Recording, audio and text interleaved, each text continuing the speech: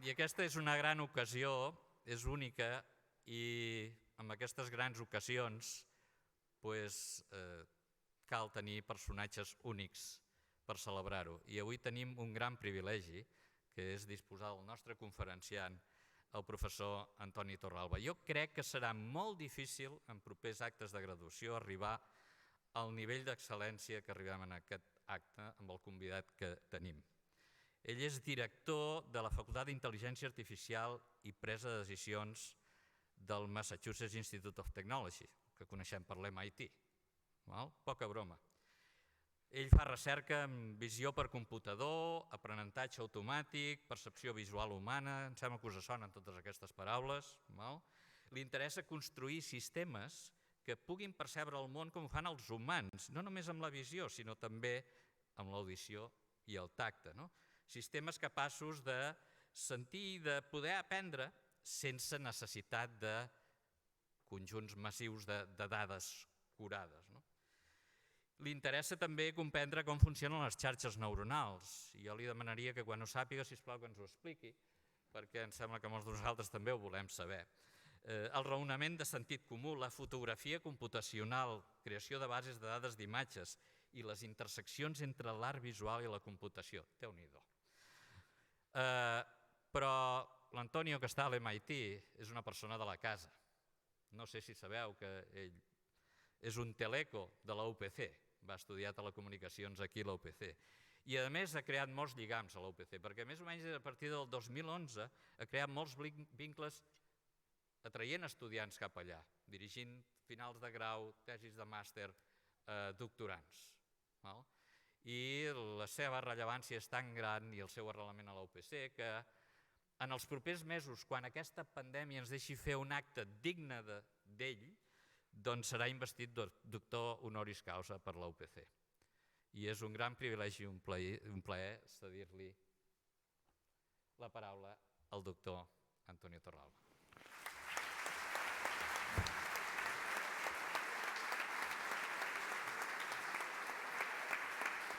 ¿Me quito la máscara?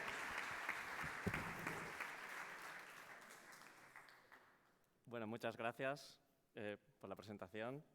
Y bueno, esta es la primera charla que doy en 1 año y medio en frente de una audiencia real y no en una pantalla de ordenador. Y de hecho es la primera vez que veo la audiencia en 3 años al menos, porque desde hace poco que tengo gafas. Y me he dado cuenta de que no veía muy bien desde lejos. Pero bueno. Y hoy os quería hablar un poco de, bueno, contaros una historia un poco personal, no tanto así como de trabajo, sino un poco cuál ha sido mi experiencia y bueno, contar un poco las decisiones que he ido tomando, que me llevaron a donde estáis vosotros ahora, y las decisiones que tuve que tomar pues, después, ¿no? Los pasos que tendréis que dar en el futuro. Y lo primero que quiero hacer, si me deja el ordenador, cosa que no está clara, a ver, bueno, aquí, es felicitaros a todos por dónde habéis llegado, no solamente a vosotros, sino también a los profesores y los decanos que habéis generado este curso, que yo la verdad es que hubiese deseado poder hacer. Yo hice telecos, pero si hubiese existido este grado, esto es lo que yo hubiese hecho. Y lo que pasa es que la nota de corte no me hubiese dado para entrar, pero me hubiese colado. O sea, estoy seguro que me hubiese sentado en la aula y bueno, estaría ahí una persona que no sabéis muy bien quién es, pero bueno, yo estaría ahí. A ver si consigo que me funcione esto, porque estaría mucho mejor. Sí. Bueno, os quería contar un poco también por qué me apasionaba tanto el campo de la inteligencia artificial, que en el fondo también es un poco el contenido básico de lo que estáis estudiando. Y es, si uno piensa en las ciencias naturales, ¿no? Primero uno pensaría en la física, y la física cuántica, por ejemplo, estudia lo que es infinitamente pequeño. Y luego tienes la astronomía, que estudia lo que es infinitamente grande. La inteligencia artificial estudia lo que es infinitamente complejo. Es el órgano más complejo que existe en el universo conocido. Igual hay algo más complejo por ahí fuera. Pero de momento esto es lo único que realmente es muy complejo. Y siempre me apasionó esto, desde hace mucho tiempo. Y es impresionante, ¿no?, la cantidad de avances que se han ido haciendo desde que se empezó. Y la inteligencia es un fenómeno físico, no es una un producto resultado de la ingeniería. Es algo que existe en el mundo natural. Y por eso, para estudiarlo, usáis las ciencias naturales y también la ingeniería.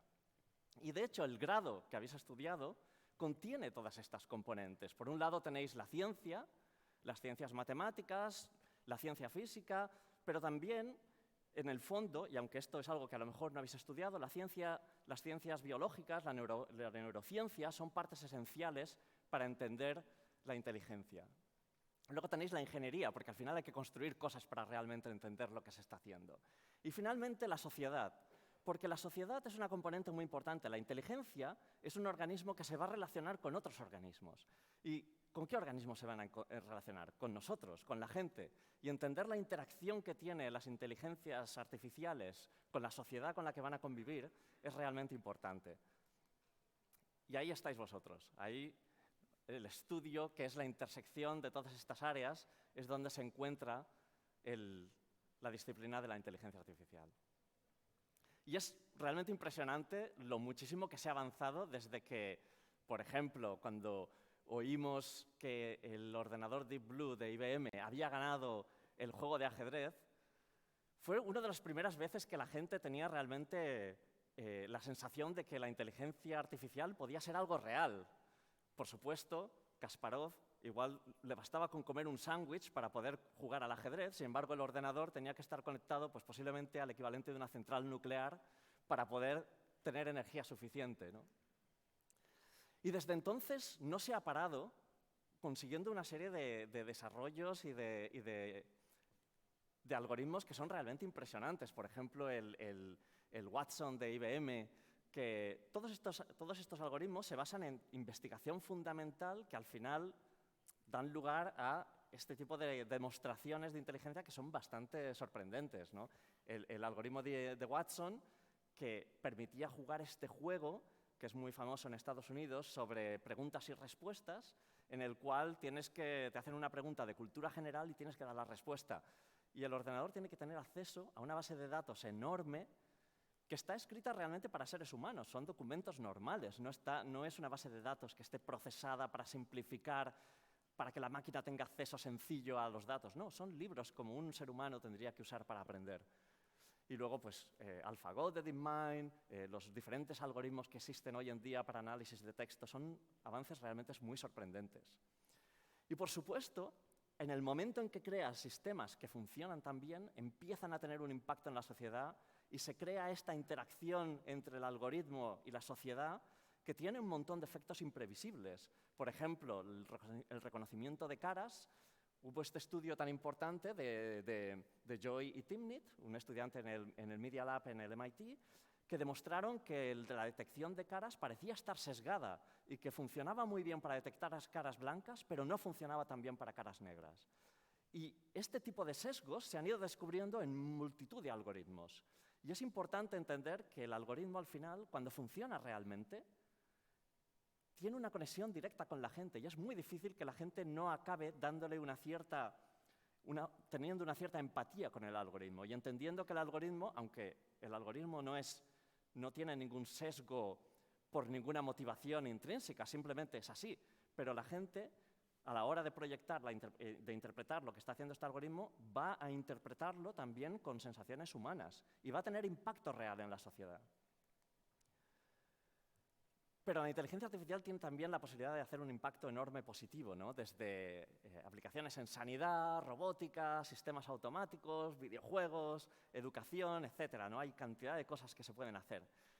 Y en particular, por ejemplo, nosotros estamos empezando un estudio sobre intentar entender el lenguaje de las ballenas. Por ejemplo, cuando se grabaron los primeros cantos de las ballenas, simplemente las grabaciones y el hecho de que la gente pudiese escuchar el canto de una ballena es lo que inició algunos de los movimientos más importantes de protección animal que existen hoy en día, de los que tienen más éxito. Y simplemente se hizo con una grabación. Si pudiésemos entender qué es lo que están diciendo, el impacto podría ser increíble. Entonces es un proyecto, esto es un cachalote, y lo que escucháis aquí es el sonido que produce un cachalote. No es el típico canto al que estamos acostumbrados de las ballenas, porque eso lo hacen una especie muy concreta de ballenas. Estas ballenas se comunican muy similar a como lo hacen los delfines, simplemente enviando estos tics. Y la cuestión es, ¿qué están diciendo? ¿Están comunicando algo? Y hemos ido viendo que realmente hay una relación entre lo que van haciendo y diciendo con el comportamiento que tienen. Y es un grupo de investigación que tiene biólogos marinos, gente en lenguaje natural, yo y, bueno, un montón de gente. Yo estoy ahí pues, para ver que lo hacen todo bien. Y bueno, es un proyecto que incluye robótica, lingüística, machine learning, bueno, de todo, es súper apasionante, pero acabamos de empezar, o sea que no os voy a enseñar ningún resultado, simplemente a partir de ahora lo que quiero es contaros un poco sobre mi trayectoria y las decisiones que he ido tomando y la historia de la inteligencia artificial desde mi óptica, de cómo la he ido viviendo yo. Y no tanto, pues, cuáles son los últimos avances, ¿no? Os quiero dar algo un poco más personal. Pues yo cuando empecé, yo hice el colegio en Palma de Mallorca y la verdad es que ahí se estaba muy bien, porque se vive muy bien en Mallorca y la mayor parte de mis amigos siguen allí. Yo creo que a mí me echaron fuera para que les fuese comunicando que todo iba bien, que estaban bien donde estaban, que sigue siendo el mejor sitio del mundo. Pero a mí realmente el mundo me parecía algo muy grande. De hecho, una de las cosas que me sorprendió cuando llegas a la península es que estás en la autopista y ves que la distancia a otra ciudad puede tener 3 dígitos. En Mallorca nada supera los 80 kilómetros. Pero yo realmente, yo no sé cuándo me empezó a gustar la inteligencia artificial. Yo creo que fue viendo esta película, Juegos de Guerra, que no sé si la habréis visto porque ya tiene unos años, y los efectos especiales son así, pero a mí me pilló esto, yo no sé exactamente qué es lo que pasó aquí, pero es el primer recuerdo que tengo, debía tener unos 12 años. Y luego recuerdo también el primer anuncio del primer ordenador personal que llegaba a España, el Spectrum ZX, que debía tener 2K de memoria. Y recuerdo pensar, tengo que tener eso, no sé cómo, pero tengo que conseguir esa máquina. Y conseguí convencer a mis padres de que me comprasen uno. Aquí estoy yo con mi ordenador. Este es un Commodore 64 que tenía 64K de memoria. O sea, vamos, la cantidad de memoria que tiene hoy en día un boli. Pero yo me lo pasaba muy bien con eso y me encantaba también la neurociencia y intentaba leer bastantes cosas sobre diferentes aspectos. No entendía muy bien lo que leía, todo hay que decirlo. Tenía 12, 13, 14 años, estaba leyendo estos libros y yo creo que la mitad me sonaba chino, pero yo iba pasando páginas. Y yo la verdad es que era muy optimista en este sentido, ¿no? Yo pensaba que, ostras, esto de la inteligencia artificial, seguro que podemos hacer sistemas que realmente piensen.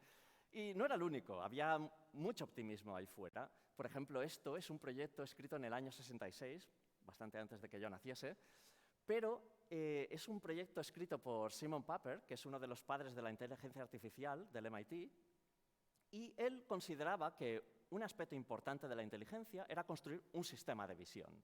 Lo primero que tienes que hacer es entender el mundo visual. Pero esto iba a ser demasiado fácil, con lo cual lo convirtió en un proyecto de verano y cogió a 2 estudiantes, pero no doctorantes, porque iba a ser demasiado aburrido para ellos. Cogió 2 estudiantes de carrera que estaban haciendo un proyecto así como de fin de curso y dijo, yo creo que esto para vosotros ya basta, con que me resolváis el problema de la visión y construyáis un sistema que ve. Durante el verano ya estaremos listos. Yo creo que los estudiantes acabaron viendo que aquello no funcionaba, porque es que el ordenador no tenía memoria ni para guardar una imagen, ¿no? Debía ser bastante duro. Y bueno, entonces yo en ese momento decidí que yo quería estudiar algo relacionado con inteligencia artificial. Este grado no existía, con lo cual me fui a Barcelona a hacer telecos. Y bueno, allí empecé. Mi promoción fue la primera que estrenó los edificios del Campus Norte. Solo había unos cuantos construidos. Pero bueno, yo me lo pasé muy bien. Y una de las cosas que hice fue estar en un laboratorio de física aplicada, en el que bueno, tenía que hacer cosas de calorimetría y tal. No era lo que yo quería hacer, pero la verdad es que aprendí un montón. Y sobre todo la experiencia de estar en un grupo de trabajo de investigación. Estuve un par de años trabajando en este laboratorio mientras hacía la carrera. Pero a mí lo que me gustaba era realmente intentar entender el cerebro. Esta era mi gran pasión. Con lo cual decidí hacer el proyecto final de carrera, coger un Erasmus y me fui a Francia, que era un sitio donde bueno, parecía ser que había gente que estaba interesada en la visión por computador y sobre todo en la combinación con con la inteligencia humana. El problema es que, bueno, yo no sabía francés, yo en el colegio siempre había estudiado inglés, y tampoco mucho, pero me dijeron que allá en el laboratorio hablarían inglés. Cuando llegué me di cuenta de que no era verdad. Allí nadie hablaba inglés, un poquito, chapurreaban un poco, la mayor parte era en francés, con lo cual, bueno, sabes, tener que comer te hace aprender muchos idiomas, y acabé aprendiendo francés, más o menos. Y bueno, estuve trabajando en modelados del ojo, de las primeras capas de células que transmiten la luz, transforman la luz en impulsos eléctricos, y bueno, estuve haciendo pues estos circuitos eléctricos que se correspondían al procesado de las primeras capas de la retina. Y luego me salió una posibilidad de hacer otro Erasmus en una estancia en Alemania, trabajando otra vez en calorimetría. También me lo pasé muy bien. También fui allí pensando que, bueno, hablarían inglés o francés, que ya sabía un poco. Cuando llegué a este laboratorio, ahí la gente hablaba alemán o ruso, con lo cual tampoco fue muy bien, pero aquí estuve muy poco tiempo, con lo cual no acabé de aprender alemán. Pero bueno, más o menos me defendí. Y entonces aquí había una decisión, era hacer algo en lo que estaba adquiriendo bastante experiencia, que era la calorimetría, y tenía ofertas de trabajo para trabajar ahí, o dejar las ofertas y irme a estudiar lo que yo quería hacer, que era la inteligencia artificial y la biología. Y bueno, y además no estaba muy seguro de que se pudiese hacer, porque para hacer la tesis en Francia tenía que volver a hacer otro máster, con lo cual quedaba todo muy abierto. Pero bueno, decidí volverme a Francia, conseguí la beca y hice el doctorado. Y claro, aquí la dificultad era un poco explicar a mis padres por qué aquello era interesante, porque realmente lo de la inteligencia parece muy sencillo, ¿no? Y sobre todo lo de la visión por ordenador. O sea, tú quieres reconocer que esto es una silla, le dices a la máquina, esto es una silla, ¿y qué hay de difícil? ¿No? Al fin y al cabo, tú abres los ojos y ya ves y ya entiendes todo y no tienes ni que, ¿sabes? Te despiertas y ya ves, ya es fácil. Y al final del día no estás cansado de haber estado viendo todo el día, ¿no? Con lo cual, ¿qué es lo que hay de difícil? Claro, esto era complicado, ¿no? Transmitir el por qué las máquinas no conseguían entender que esto era una silla. Y bueno, es que claro, ¿qué es una silla, no? Al fin y al cabo, todas estas cosas pues parecen sillas. Pero bueno, es que hay mucha diversidad y esto es lo que lo hace tan difícil, pero bueno, al fin y al cabo no es muy convincente. Y el problema es que para nosotros ver es muy sencillo. Ver una silla es que no tienes ni que ver la silla para saber que aquí hay una silla, ¿no? Estoy seguro que todos habéis adivinado lo que había. Y claro, aquí está el gran problema de la visión, que es lo que me parecía muy atractivo, y es la diferencia entre medir algo en la imagen e interpretar lo que tienes delante. Esto es una ilusión visual muy famosa de Ted Adelson, que lo que muestra es, bueno, un tablero de ajedrez con un cilindro que proyecta una sombra sobre él. Pero lo que es realmente fascinante en esta ilusión óptica es que el cuadrado marcado con la letra A y el cuadrado marcado con la letra B tienen exactamente el mismo nivel de gris. O sea, si el ojo fuese una máquina de medir, un objeto físico, que lo único que hace es medir la intensidad de la luz que le llega, si pones un fotómetro en B o un fotómetro en A, te da exactamente el mismo valor. Lo cual es un poco difícil de creer. Seguramente estáis mirando y diciendo, no sé muy bien de qué está hablando, porque son totalmente diferentes. Pero si quitas toda la escena y solamente dejas A y B, que es lo que hago aquí, veis que son iguales, son dos cuadrados exactamente iguales. Pero si vuelvo a poner el conjunto de la escena, vuelven a ser muy diferentes. ¿Por qué? Porque el ojo no está intentando interpretar cuánta luz viene desde la pantalla de aquí. Lo que está intentando es interpretar la escena que representa este dibujo. Y esta escena es un tablero de ajedrez en el cual hay un cilindro que proyecta una sombra. Y por tanto, la sombra es lo que hace que el cuadrado B sea más oscuro de lo que debería ser. Pero vuestro sistema visual está eliminando esa sombra y está intentando ver realmente la pintura que hay en el tablero. Y eso es el mismo en A y B. Lo ves un poco más oscuro en la zona B que los otros cuadrados blancos, pero sabes que es una sombra. Y esa es la gran diferencia entre medir e interpretar. Y eso es lo que hace la visión tan complicada. Y esto lo estamos haciendo constantemente. De hecho, para ilustraros la diferencia entre medir e interpretar, os voy a poner un vídeo. Es un vídeo en muy baja resolución. O sea, la calidad es la que es, no es la pantalla. Es muy baja resolución, pero se puede reconocer todo lo que está pasando. Veis a alguien pues, programando en el ordenador. Y lo que es interesante es que la resolución es tan baja que algunos de los objetos que veis aquí son un solo píxel, o sea, es una sola forma circular que no tiene ningún tipo de información. Sin embargo, veis esto y se reconoce todo lo que está pasando.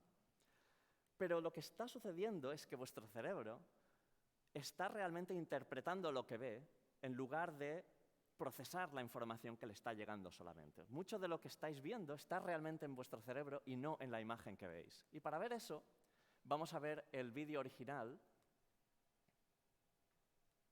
en alta resolución. Aquí está. Y aquí ya podéis ver que bueno, las cosas no son exactamente lo que parecían, que está hablando al teléfono, en el zapato, no eran auriculares, son unas latas de cerveza. Parece que el ratón es fantástico. Nada es lo que parecía, pero vuestro cerebro, con baja información, ha hecho una interpretación de lo que parecía ser posible. Y eso es lo que hace la visión tan difícil.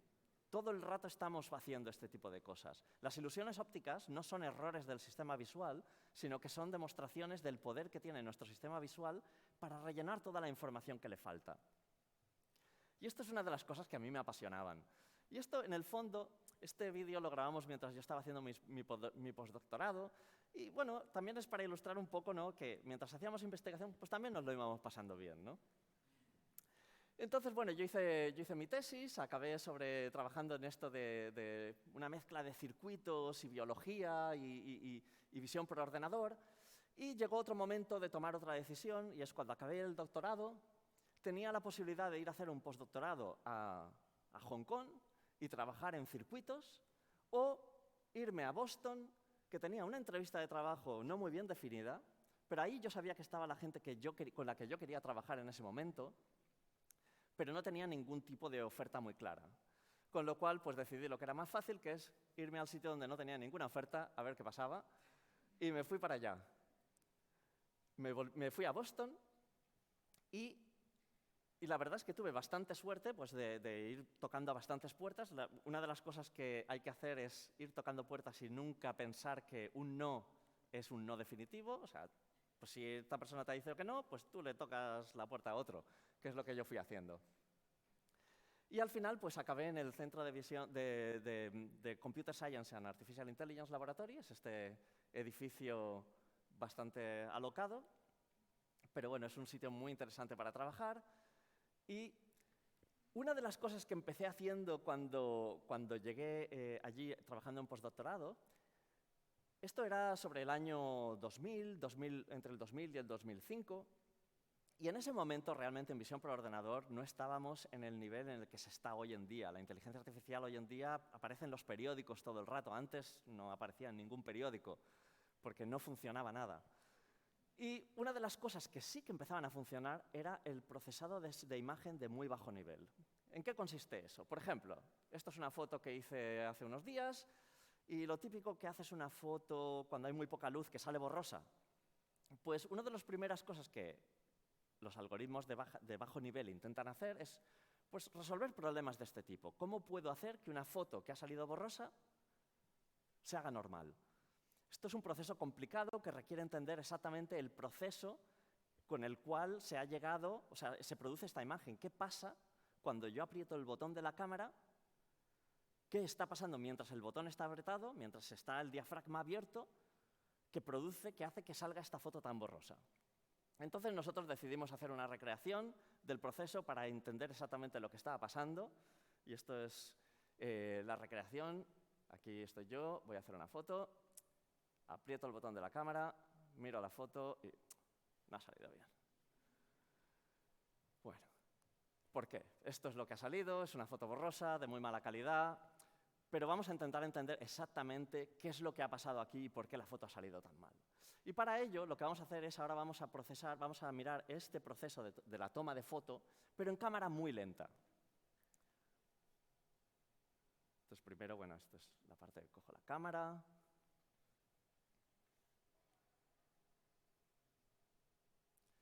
Y aquí aprieto el botón. En este momento, el diafragma de la cámara está abierto y vamos a ver qué está pasando durante el tiempo en el cual el diafragma de la cámara está abierto. Para ello, nos vamos a centrar en la cámara y vamos a seguir el movimiento de la cámara en cámara muy lenta de todo lo que está pasando mientras se está tomando la foto. Esto es lo que está pasando, la cámara se está moviendo. Ups. Vamos a ver este vídeo. Estaba funcionando hace un momento, ¿eh? Uf, ya está. Igual no va a querer, ¿eh? Vamos a ver si quiere. Vamos a volver a ponerlo con el teclado que... A ver, la cámara se está moviendo. Está mostrando aquí la trayectoria de la cámara. En todo este proceso se está integrando la luz.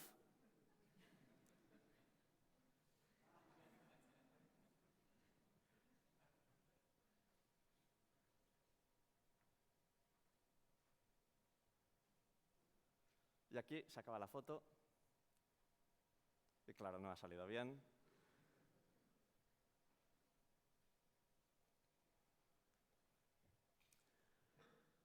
Pero esto es lo que ha sucedido. La cámara se estaba moviendo mientras la foto se tomaba y por eso la foto ha salido tan borrosa. ¿Cuál es el modelo? Bueno, pues tienes una foto borrosa que es el resultado de una foto ideal que te hubiese gustado tomar y luego una convolución con un filtro muy extraño que revela la trayectoria que ha seguido la cámara durante todo el tiempo que el diafragma estaba abierto. Claro, realmente no sabemos cuál es la trayectoria que sigue la cámara, con lo cual tienes que resolver dos problemas bastante complicados. Uno es cuál es la imagen ideal y cuál es la trayectoria de la cámara, de forma que cuando las combinas las dos te dan la imagen borrosa que has obtenido. Con lo cual, realmente, hay muchas posibles soluciones. Tienes esta. Una posibilidad es que la imagen ideal era borrosa. Esto es como el edificio está hecho, es borroso y la cámara no se ha movido en absoluto y ya está. Esto es una posibilidad. La otra posibilidad es que el mundo es rarísimo, la cámara se ha movido de una forma rarísima y la convolución te da esa imagen. O puede ser que sea una imagen perfecta que se ha convolucionado con esta cámara que se ha movido de una forma muy particular. Y lo que realmente los avances que se produjeron en ese momento permitían resolver el problema y decidir que la solución correcta era la de aquí abajo. Y esto eran cosas bastante sorprendentes porque empezaban a introducir en el procesado de señal métodos que hoy en día se consideran más de inteligencia artificial, como métodos bayesianos y modelos estadísticos de imágenes naturales, etc. Pero a mí lo que me interesaba era el reconocimiento de objetos, y en esa época el reconocimiento de objetos no funcionaba en absoluto. Lo más normal era que si tenías una imagen como esta, si ejecutabas lo que funcionaba mejor en ese momento de visión por ordenador para reconocer objetos, lo que te daba era algo de este tipo, y le tenías que explicar a tus compañeros que esto funcionaba mucho mejor que la versión precedente y tenías que publicarlo. Y te decían, sí, sí, es verdad, funciona mejor. Y bueno, y así, yo he tenido que escribir algunos de estos artículos. Y una de las cosas que realmente hacían falta eran datos.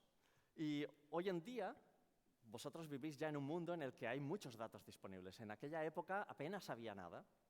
Y una de las cosas que hicimos fue crear una plataforma que se llama Label.me, que empezó en el 2005, que permitía subir imágenes y luego pues, los propios investigadores podían ir y trazar los polígonos alrededor de objetos indicando qué objeto eran. Por ejemplo, aquí pues indicas que esto es una persona, trazas el contorno de la persona y luego te aparece una ventanita donde puedes escribir cómo se llama ese objeto. Y a partir de aquí empiezas a coleccionar datos para entrenar sistemas para reconocer objetos.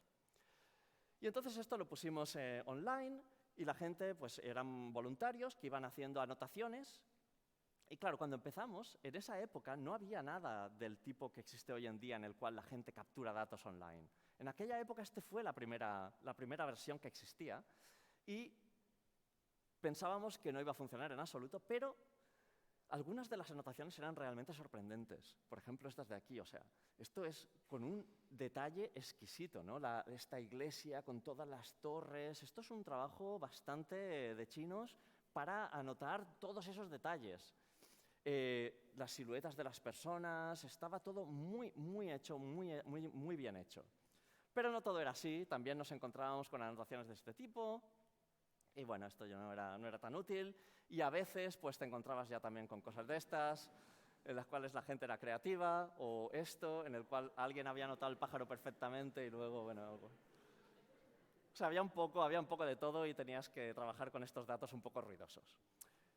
Pero lo más interesante es que si luego analizabas de toda la gente que había contribuido a la plataforma y anotando imágenes, y los ordenabas en función de cuántas imágenes habían anotado. Y este gráfico lo que muestra aquí es la cantidad de trabajo hecho por una persona en el eje vertical, y luego en el eje horizontal es todos los trabajadores, todos los voluntarios, ordenados en función de cuánto han anotado. Y veis que la mayor parte de la gente, hay mucha gente que anota muy poco y hay una persona que anota muchísimo. Lo bueno es que yo sabía quién era esa persona, y eso era mi madre. Mi madre empezó en el 2007 anotando imágenes y aún está anotando imágenes hoy. Esta es una foto ya en el 2018, el ordenador ha cambiado, es mucho mejor, hoy tiene aún mejor. Y ha estado anotando imágenes desde hace 13, 14 años, es realmente impresionante. Y las anota muy bien. Por ejemplo, esto es lo que consigues con un voluntario en Internet, que bueno, algunas cosas están bien y luego hay alguna cosa que realmente no es muy útil. Esto es mi madre. ¿Okay? Esta calidad de anotación es prácticamente inigualable. Y, por ejemplo, si le das una imagen como esta, uno pensaría, bueno, pues a lo mejor anota todos los cuadernos juntos y dice cuadernos. No, no, no. Uno a uno. O sea, es un nivel de detalle bastante excepcional. Hay cosas que se niega a anotar, como por ejemplo esto. Pero ha anotado muchísimas imágenes, muchísimas imágenes. De hecho, bueno, hemos creado una base de datos con todas las imágenes que ha anotado y la comunidad la usa mucho en este momento. Y de hecho, incluso ha escrito algún artículo. A ver si se mueve. Ups. Ah, se mueve aquí, pero no ahí. Qué interesante.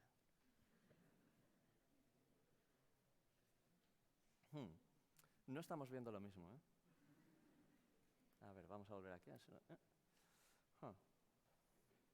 El ordenador, la pantalla no me está siguiendo. No sé yo si podemos hacer algo.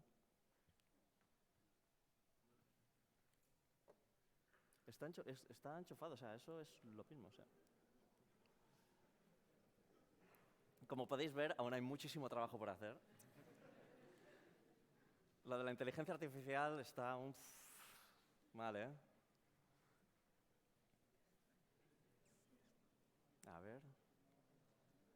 A ver, puedo seguir hablando sobre esta transparencia, pero pierde mucha gracia.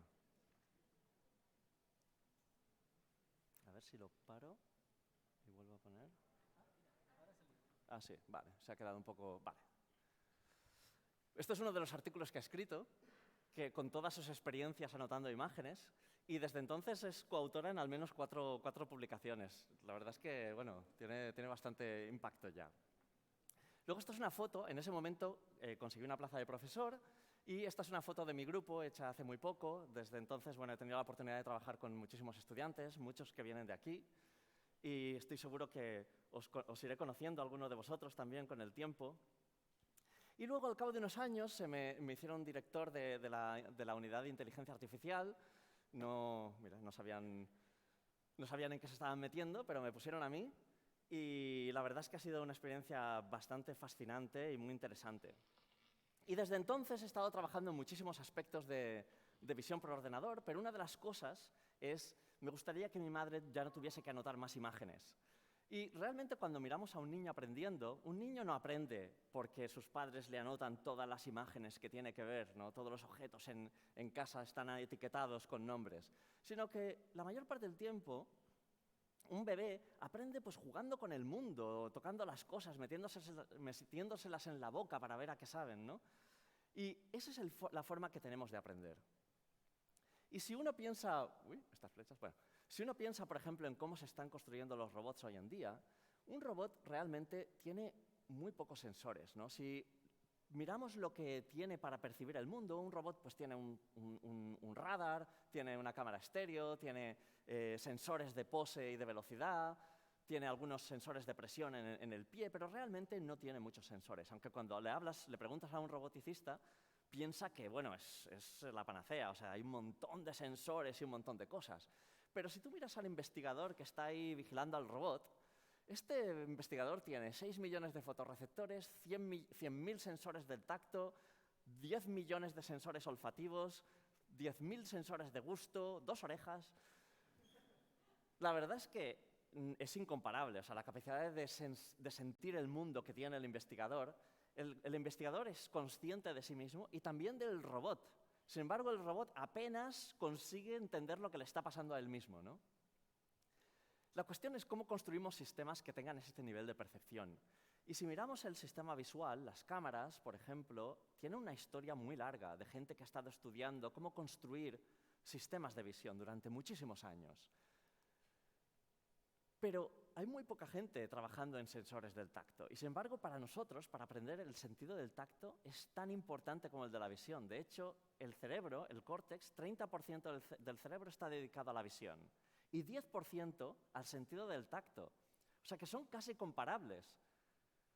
Sin embargo, en la ingeniería, el sentido del tacto es algo que está muy poco desarrollado y sin embargo es fundamental para construir sistemas que puedan percibir el mundo. Cuando uno piensa en robots con sensores del tacto, esto es lo primero que nos viene a la cabeza, unas pinzas que parecen una mano y luego tienen algunos sensores de tacto, en este caso hay 3 sensores de tacto en cada dedo. Eso no tiene nada que ver con la capacidad de sentir que tenemos nosotros cuando tocamos algo. Y entonces lo que hemos estado haciendo es, en colaboración con el grupo de fabricación, en construir sistemas que puedan percibir el tacto, que sean capaces de percibir con alta definición, en una superficie muy extensa, diferentes formas de contacto. Y hemos construido pues, esto que son prendas de ropa, tienen hilos que son sensibles a la presión y te permite capturar señales que puedes utilizar para reconocer objetos. Por ejemplo, aquí pues, estamos viendo la sensación que produce al estar apretando esta taza. Y esto nos permitiría, esta señal permite reconocer, pues, por ejemplo, que esto es una taza. Y también te permite saber si lo estás cogiendo, cómo lo estás cogiendo, etc. No son solamente algunos sensores, sino que te da bastante información. Por ejemplo, este es otro sensor que es una chaqueta y tiene sensores por toda la chaqueta. Ups.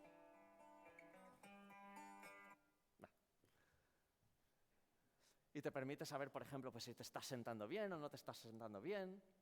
Y lo más interesante son los calcetines. Los calcetines tienen sensores en la planta que te dan una imagen de alta resolución de cómo está pisando el pie el suelo. Y a partir de esa imagen podemos hacer cosas que parecen bastante sorprendentes, como por ejemplo identificar la pose del cuerpo entero solamente leyendo la información que hay en la planta de los pies. Lo que veis aquí es la información táctil que se está grabando a medida que la persona va haciendo diferentes movimientos. En medio es el movimiento real que la persona está ejecutando y luego la predicción de una red neuronal, todo con redes neuronales, que está conectada a esta sensación de tacto y ha sido entrenada para predecir la pose que tiene el cuerpo. O sea que realmente se pueden hacer muchas cosas a partir de la información del tacto. Y por eso ahora, en mi investigación, lo que estamos haciendo en mi grupo es una combinación de todos los sistemas perceptuales, no solamente la visión, que es con lo que yo empecé, sino también la audición y la señal del tacto y, con un poco de suerte, algún día el olfato.